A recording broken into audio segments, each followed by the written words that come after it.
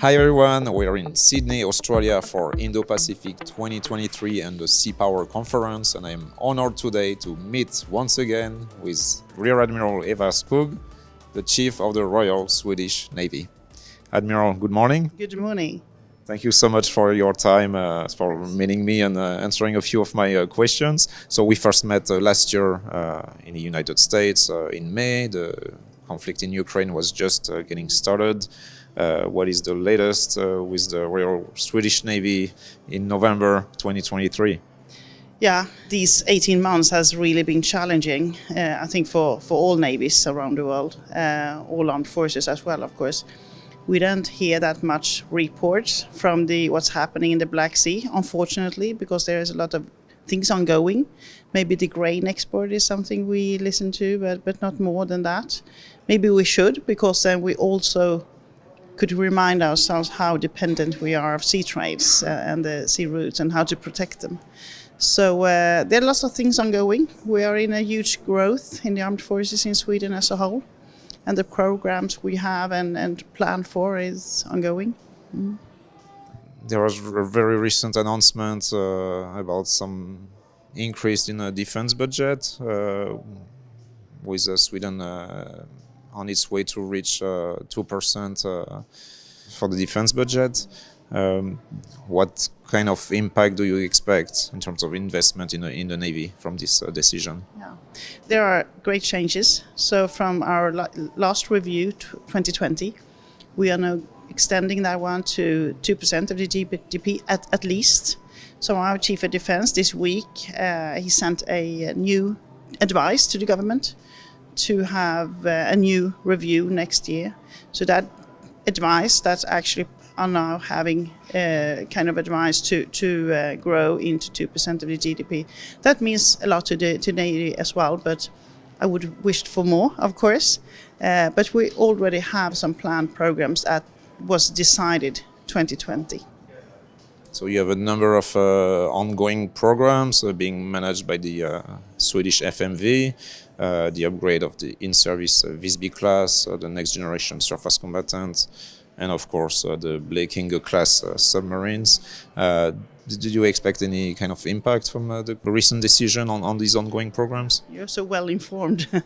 Yeah, our new surface combatants and the midlife upgrade of Visby, that is of course including the air defense systems, which the missile-wise, we haven't had on board the Navy since the 70s. So it's a huge change for us and a huge capability change for us. We need to learn a lot about the air defense missiles and so on. So that is a huge change for us. But of course, our new submarines are ongoing. They are built right now in the Kockums. So we're looking forward to those ones as well, both quantity-wise but also quality-wise. But we have changes in the Marines. We are extending the Marines. We're doing them more lethal. We're doing them more seaborne, for example, to actually work in our huge archipelago, which we have with so many different islands.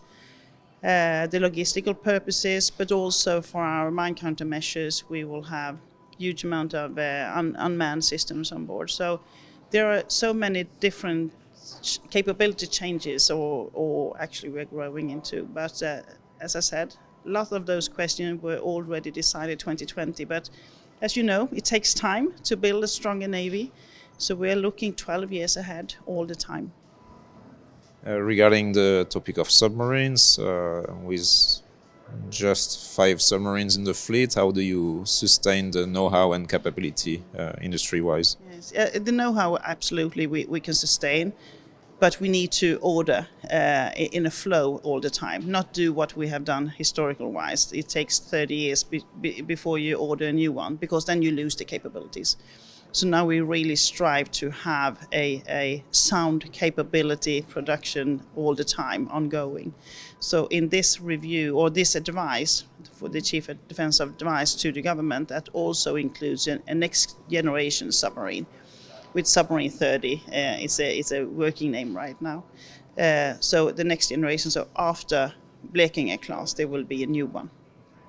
Looking at very recent events in the Baltic Sea, there's been once again some kind of incidents relating to sea cables or communication cables or pipelines on the seabed, first between Finland and Estonia, and then between Sweden and Estonia.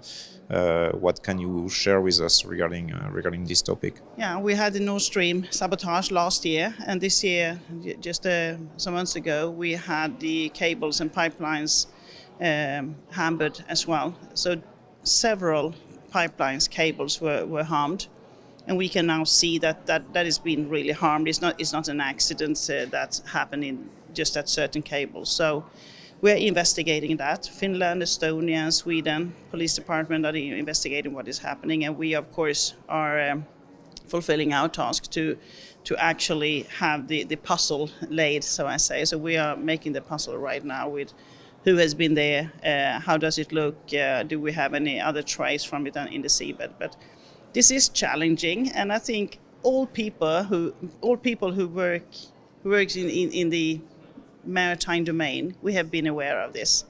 But I think for many people today, now we are waking up and see that, okay, we are so dependent on what is in the seabed. So UNCLOS was written when we didn't have that kind of infrastructure on the seabed. So I believe there will be some changes in next coming years, because we need to. But it's hard to surveil. It's hard to protect. It's not the Navy task to protect the infrastructure. Actually, it's the private companies or agencies who owns that cable. But of course, we should be there to protect the interests from our countries. So it is challenging, but I must say that the unmanned systems that now are being so in a quite high speed taken care of, and how we develop that capability is also a good portion of a contribution to how we can surveil and protect it. But it is really challenging because we are so dependent of the data cables and the energy sources that is there. Last but not least, Admiral, we are here in Australia. May I ask the reason you are here so far away from the Baltic, indeed, and how important is the region, the Indo-Pacific, from a Swedish perspective? There are two reasons. Of course, we are from Team Sweden perspective because we of course support our industries that are very much connected to Australia defenses.